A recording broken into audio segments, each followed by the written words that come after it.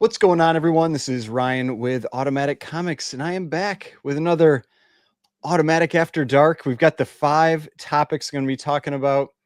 If you haven't watched one of these videos before, basically I've got 5 topics that I feel like I couldn't maybe make a full video out of, but talk about for a few minutes each one. And I do this video with one cut. So I've been kind of like clearing my throat recently, so hopefully I don't have to do that too much in this video. We do it with one cut. So no breaks or anything. So you're kind of getting my unfiltered opinions on these topics. So with that, let's get right into it. So the first topic that I want to talk about is this post here. So this is on the comic book grading subreddit, and it just says CGC grading. And they've got this picture of this Amazing Spider-Man 194, and they say, how is this an 8.0? And then you've got all the comments from the peanut gallery, like everybody giving their opinions on the grade and all that kind of stuff. Now, I'll say, like, the top one here looks like an 8.0 to me. It's not near mint grade. 8.0 is far from perfect. Like the person who's posting this, like from their comments in here, they thought it should be in the 6s. And like, my rough opinion on this is why, like, when I sell books raw, I like to just provide lots of pictures and everything and not give grades, because there's so many people out there that just don't know what they're doing when it comes to grading. Now, I will say this one maybe feels like a half grade generous, but like when you're within a half grade, like it's kind of a wash, like what I've said with this kind of stuff is outside of something where the book has clearly like shifted inside the case and you've gotten some damage from something like that. It's like, instead of going on and complaining about the grade, learn how they grade, right? Like, this isn't Ryan's grading company or whoever this person's name's grading company. This is CGC. This is how they grade, right? It's like, so learn how they grade. Then when you submit books, you'll know what to expect when you get them back. You know what to expect when you get a book. Now, I did pull up this book because it was graded recently, so we can actually see some close-ups of it. You can see what I'm talking about here. And so, like, this book, if we zoom in, yeah, it's got like a little kind of like wear in that corner here. We go down the spine and it's like 1, 2, maybe 3, 4, 5, 6, 7, 8, 9, like 9 ticks, maybe a little more ding here. Down in this right corner, there's like a little crease that's probably like maybe a 1/2 inch crease, and then another little one here. And then there's a little bit of this kind of like reader bend on the edge here. And then up in the corner, this looks good. Like, this book to me, it's better than a 7, right? Like, guaranteed better than a 7.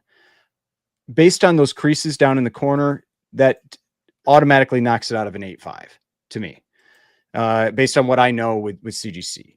This crease here is what maybe hurts it a little more, but I say this book is a solid 7.5, maybe an 8. And this is one of those things, like I've talked about with people, like, where you've got, when you're grading, like there's ranges. There really are. And that's why when you submit a book in, you're not going to necessarily get the exact same grade every time. It can depend on the grader. It can just depend on the interpretation at that point. And you can have books that are like, have a strong 8, a weak 7.5, or a strong 7.5, a weak 8, that kind of thing. And I feel like this is a strong 7.5, a weak 8. Like, I would expect that more often than not, you submit this book, you're going to get a 7.5. And then every once in a while you might catch an 8. And that's what this one got. And so I don't think it's like some egregiously graded book or anything, but this is the kind of thing where, like, if you're selling books raw, it makes you afraid to put, like, if you know how the grading works, it makes you afraid to put grades on books, because you think you're going to end up dealing with all the people that are in here that are like, oh, this is a 7. It's a 7. It's a 7. The guy who thought it was a 6.5 or whatever, or 6, like, that's the problem there. It's like, CGC has become the authoritative source for grading, whether you like it or not. Whether you're still referencing your Overstreet price guide and everything like that, it's like they have become the authoritative source for grading. It's just, when people ask, like, oh, what's this going to grade, they're talking about when they send it into CGC. And I know that gets people all upset, especially like the older collectors that don't like grading and all of that, or don't like, we'll call it like they're fine with grading a book, like giving it a condition, but putting it in a slab. And, just like learn how they grade instead. And like I said, like I think this is a strong 7.5, and like like I said, like every once in a while you might catch an 8, and I think this one just caught an 8. It's just I don't know. Sometimes I don't know what people expect. Like it's the same people who don't think you can have spine ticks in the 9s, and that's usually the reason you're in the 9s is you just have some spine ticks. But all right, that's my rant enough on this topic here. All right, the next one I wanted to talk about, just because this has gotten a lot of attention recently. Actually, on Instagram, this is the most viewed post I have ever made ever by a ton. And it was about this listing. So this is in the upcoming Heritage auction that's coming on October 17th. And this Batman 423. This is the Keith Fromm collection. So Keith Fromm is someone who has unfortunately passed away, and his sister, I believe, is selling his collection. And the signature item in this collection is this Batman 423 Todd McFarlane original art. And it is currently sitting at $640,625. Yeah, a bid of 520 or 512,500, but there's a 25% buyer's premium. I know that gets people all worked up. It's like, if you are someone like, I mean, I buy from these sites like a lot. Like, I couldn't care less what the buyer's premium is. It could be 100%. It doesn't matter to me. I'm just looking at what the final price is. Like, that's all that matters. Like, it does not matter to the buyer what the buyer's premium is. It really doesn't. We just look at what the final number is going to be. That's not what I'm talking about here. So I'm talking about the fact that, one, like, it's pretty impressive, because if you saw this book or this original art, it sold, I talked about this in another video, it sold maybe 13 years ago for 70,000. So it's already 9 times that price from 13 years ago. We have seen a lot of attention given to original art. And in that video, I said I thought it was almost certain it would break 500,000. And my question was, would it break $1 million? And this jumped up to this bid in the first day of bidding, and it hasn't moved since. And that was over a week ago. I think it was almost 10 days ago now. And so it was it's interesting to me that it had this huge spike and it got a lot of interest. And now we haven't seen any bids since. Now, I do expect that we'll probably see some bids, maybe leading right up into the auction, and we'll almost certainly see some bids during the live bidding. But yeah, it's kind of strange how we got like $500,000 in bids almost instantly, and then it's just been like crickets. So let me know in the comments, what do you think this is going to go for? After seeing this big jump, I do think it has a very good chance of breaking that $1 million mark. This piece has just become significantly, or much more important, much more recognizable, much more collectible since that first sale 13 years ago. This used to be kind of more of a one-off, like, I mean, people liked it, but it wasn't like a huge book. But now it's like, it is a book people search out and collect. And I've had some people ask why. I mean, one of the reasons is it's Todd McFarlane on Batman, which there isn't a lot of. But another reason is, like, it's considered kind of like a like early Spawn kind of interpretation, like the way he drew the cape and everything. It's from 1988. This is from before Spawn. And so that's definitely part of it. It's that tie into Spawn too, that also is a big part of it with this. There's a bunch of other cool stuff, like some incredible pieces that are in this auction. So you might want to go and check that out. But yeah, I'm just interested to see what this ultimately goes for. But I've just been surprised that it's just been like nothing since that initial like flurry of bids. And I know that's how it often works, but still, you usually get like a couple bids here and there, and just haven't seen anything. So yeah, maybe everybody's just waiting, trying to hold out, and it's just going to jump up huge when we hit the live bids. All right, now the next one. This is actually related to something I talked about in a recent video, and I had, I feel like I even had people arguing with me, and not arguing, but like kind of pushing back in the comments on this already. But like I was talking about, it was that video where the person had spent $1,200 on 6 different books, and they were basically asking like the subreddit, like, how did I do, or like, did I overpay, kind of thing. And I'm just like, man, like, why don't more people just use things like GPA or Go Collect or Cover Price? It's like, if you're spending that kind of money, just use them. And so I had someone ask, they're like, well, what about price charting? So this site, price charting. And it's like basically because it's a free service. I'm just like, why? It's like, comic collectors, it's like, I swear it can be so frustrating. Like they're always looking for the way to do something cheap. It's like if you're just buying, modern and copper and bronze, and I wouldn't even go back to silver, but maybe a little bit in silver, but modern copper bronze, you can probably get away with using something like eBay sold listings or price charting or whatever. I mean, it does pull in, data, you can look up like, and we can do like Batman 423. I'm sure we'll find it here. Yeah. So Batman 423, and you can see you get oh, here, pull it up here. So you get sales numbers. It gives you, estimated prices for different grades and that kind of thing. This is the raw pricing. And yeah, it's not a bad tool. Like it definitely can work for you. But when you start getting to higher dollar items, things don't sell quite as much.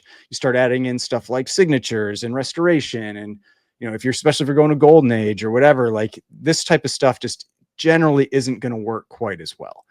And I just, just like those services aren't that much money. It's like, it's just, I mean, and it doesn't affect me. Like I pay for them and it would work great for me. It doesn't hurt me if you decide you don't want to use them and you end up losing money or whatever because you overpay for stuff. Like it doesn't affect me at all. It's just always surprising to me how hard it is to get people to just like it's not much, like just like a few dollars a month, for these services. And I'm not sponsored by them or anything. Like I pay for them. But yeah, I don't know. I don't but yeah, price charting, like again, similar to other things, like it's if you're dealing with more like modern stuff, like bronze through modern, it's probably going to work fairly well for you.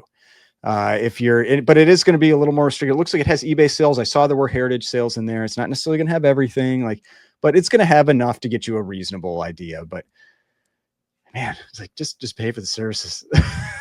It's not too hard. But yeah, that is my kind of my thoughts on price charting. So all right, now the fourth topic.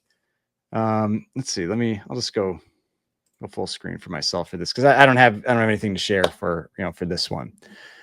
So this was one where I was talking about if books should be. I had a video I did where it's like, should you grade these books or not? Like in terms of value. And this is basically a response to one of the comments I got. And one of the comments was, this doesn't apply to me because I bought them off the rack, so I don't have hardly anything into them. And so that's not really the point of that video. So yes, that makes it easier to justify sending books in for grading. If your cost into the book is almost nothing, you're going to feel like you're coming out ahead regardless, as long as the book that you grade is worth, say, over like $50 or $100. You're going to feel like you're like, at least I didn't lose money sending the book in. And I get that because I sometimes have the same feeling. Like it's just something that you kind of think about when you're grading a book. You're like, oh, do I really want to put more money into it if it's going to sell for less? But what I was really talking about there is, what is your total take home selling the book raw versus selling the book graded and having those grading fees into it? So if you have a book that like one of the ones I was talking about, I think was like Amazing Spider-Man 300, that is just, I mean, in almost any grade, like especially when you have like one that's just moderately nice, you can sell that book for, say, like raw, like you estimate like a 9.0 for like $400. You get it graded and it gets a 9.0, it's also like $400. And so yes, if you bought it for cover price, which I don't remember what the cover price is for 300, like $1.50 or something like that. And so you bought it for cover price. You're like, yeah, like I spent $50 to get it graded, and maybe if you add in pressing and cleaning, I spent like 70 or whatever. And so if I sell it for 400, I'm still up 330. But if you hadn't spent that additional $70 and you also sold it for 400, you actually lost $70. Your take home is $70 less than if you have just sold it raw and gotten the same price. That's what I'm talking about there. And so, yeah, I get it. Like when I have like these, a couple collections that I've bought, like the one with Aaron and then the Teenage Mutant Ninja Turtles one, because I've already gotten my money out of those books by other sales, I feel more willing to take a gamble on sending stuff in, where I'm like, you know, if it comes back a 9.8, I make an extra 50 or $100. If it comes back a 9.4, 9.6, it's basically like break even, or I maybe even lost like $5 or $10 in reality to what I could have sold it for. And I'm more willing to take that risk because it just feels like the risk is lower at that point. But the reality is, in terms of actual take home, some of those I probably shouldn't send in, but it's like when you feel like, like, I'm only into it $1 or a penny or whatever, you don't feel that like that risk is there. But what I was talking about there is the actual take home total is what is impacted. And so just something to consider if you're thinking about sending in. I mean, CGC loves it if you send them in regardless, then they're getting paid. But if you don't need to send it in, like, there's no reason to give the money to CGC or PSA or CBCS or whatever, if in that case the book is going to sell for the same, or even if it's going to sell for less, if that difference in price between the graded and ungraded is less than the grading costs, you still shouldn't send it in terms of total return. Now, there's always other reasons to send stuff in. Like, I like the presentation of graded books, like the books that I have in my PC are all graded. And so I like the look of them. I, like the way they stand up on the shelf. I feel like they're just, even though I know the books are actually probably safer if they're just in like a Mylar and a fullback, I don't know. There's something about being in the case that makes them feel safe. But yeah, there's other reasons to get stuff graded, but on the financial side, that's what I'm talking about. All right, now the last one here, this is also a comment that I had on a recent video. And this was a person I was kind of talking back and forth with in some of the comments. And so I thought this was an interesting one. And so I wanted to, just bring this one up here, talk about it on this video. And so the comment was, there's risk when, so they said, in reference to what I said. So I said, there's risks when buying raw books. And they said, do you see the irony in this statement? Collectors have been buying raw books since the dawn of comic books, but now we have sellers talking as if it's a new phenomenon. Graded books are the nuance here. It's almost as if sellers are using it as a fear tactic. I buy the book raw and I examine them. If there's a problem, I return the book. No harm, no foul. This way, I haven't paid the jacked up nonsense graded price. So there's a couple things there. One is part of that was in reference to what I was talking about in that prior video, or kind of like the prior comment, that I've been seeing, at least in some books, that the value is actually in the graded book. People are paying more for a raw book of the same grade than the graded book. And so in that case, like, just buy the graded book, you know what you're getting. And then if you don't want it graded, you can just crack it out. That was one side of it. Now, the other side of it is that my issue with that thought process, with talking about raw versus graded, is that it puts the requirement on being able to identify a grade or things like restoration on the buyer. Like, you are solely responsible then to find that, like, because you honestly, like, you cannot trust the seller.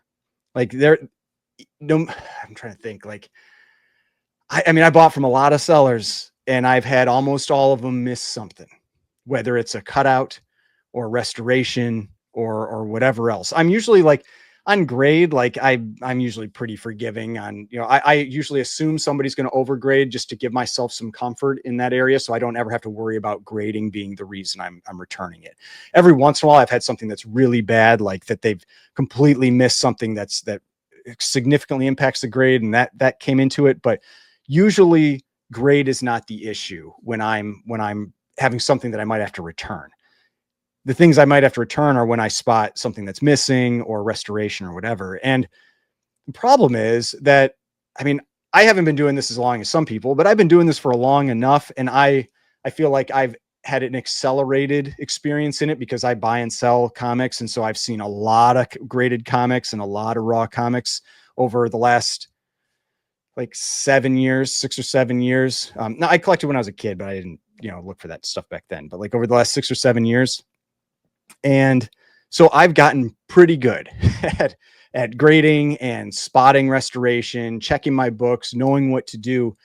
But if, like, you're relatively new to comics, it becomes this, like, this gate, that keeps you out, where I see this a lot of times on like Reddit posts or Facebook posts where people are like, oh, why doesn't the person just learn how to grade? And it's like, it's not necessarily this like quick and easy thing. And especially when you're talking about restoration and you're talking about some of the little like tricks that can be out there, like in the weird things that happen with golden age books and this kind of stuff. And so that's where grading really, to me, is it's like a big equalizer where it lets people that either don't have that experience or don't want to dedicate the time and energy and effort to gain that experience get into the hobby and buy some of these things that they want to have, these things that they think are cool, these things that are expensive, that if you get ripped off by, by a dealer, that you're not going to, just be burned by the hobby. And then you just drop out and leave it forever because like somebody sold you something that was missing a page and now it's worth, who knows, like a quarter of the value or a tenth of the value. And you just feel ripped off. And so, I mean, like, and just recently, like just on, it was like either some Reddit posts or some Facebook posts. Like I've seen these very recently where someone submitted a book that it came back restored, it came back with color touch. And I think their post was just like, it just said disappointed or something like that, and it's like, not everybody knows to check that stuff or knows what to look for.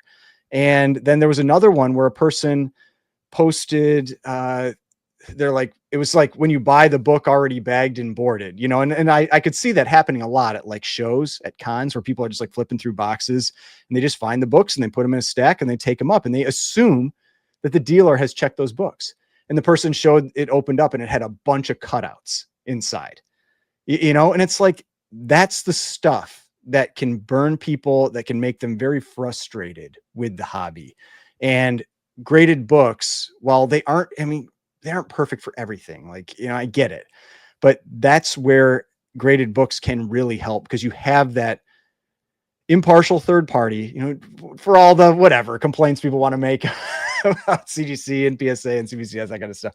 But we'll just say like impartial third party that has reviewed it, that are experts in that area. And again, like I get it. There's always like examples of mistakes that have been made and this kind of stuff. But for the most part, I would feel much more confident buying a graded book and it being what I expect it to be than a raw book. And especially if you're newer into the hobby, that is just a way to feel comfortable purchasing some of those higher dollar items. I mean, when I got back into comics, I had multiple times where, and I learned pretty quick, but like I would buy on eBay and I was just like, oh, like, this person has 100% feedback. The grade that they're giving me must be what that grade is. Like, you just kind of trust it when you don't know enough yet about grading. And I had multiple overgraded books sold to me. And that's why I'm now at the point where I don't trust anything. I don't buy things based on grades people give me. I grade it myself. Like when I'm buying something on eBay, I'm looking at the pictures, I'm grading it. I couldn't care less what grade they have assigned that book. But that's the kind of stuff where like, if you haven't built up that experience and that knowledge, like it just becomes this wall that is, it takes a lot to get over. And I don't want that to be the reason that people don't get into the hobby. But yeah, like but the other, shoot, now I'm, yeah. So the other area that I wanted to respond to on that comment though, was that dealers have been ripping people off from well before graded books existed. I think I responded to that in there. It's like, just because, we're talking about it now, it doesn't mean that dealers weren't ripping people off before graded books. Like there was color touch, there was trimming, there was married stuff, all kinds, like where people are combining books together, all kinds of stuff like that. So yeah, I mean, this is not a new thing of dealers ripping people off. Like that is well before graded books, and it was bad then and it's bad now. So yeah, I mean, I don't know, just kind of my thoughts on that one, that there's always gonna be sketchy people out there, and you just gotta, graded books are one way to help try to avoid getting ripped off. But all right, those are the 5 topics. I had one little trip up there in my when I was responding to, but hey, least now I don't have to edit the video regardless. So hopefully you enjoyed this video. I like doing these. You know, and like you said, like if I see comments that I think are interesting, I'll talk about them. If I have somebody send me something like the price charting one, and I think I can, you know, talk about it, I'll speak to that. So always happy to see comments in the comment section. And if I think it's something that I can talk about one of these videos, I will. But hopefully you enjoyed this video. If you did, please hit that like button, subscribe button, notification bell, and I will see you on the next one.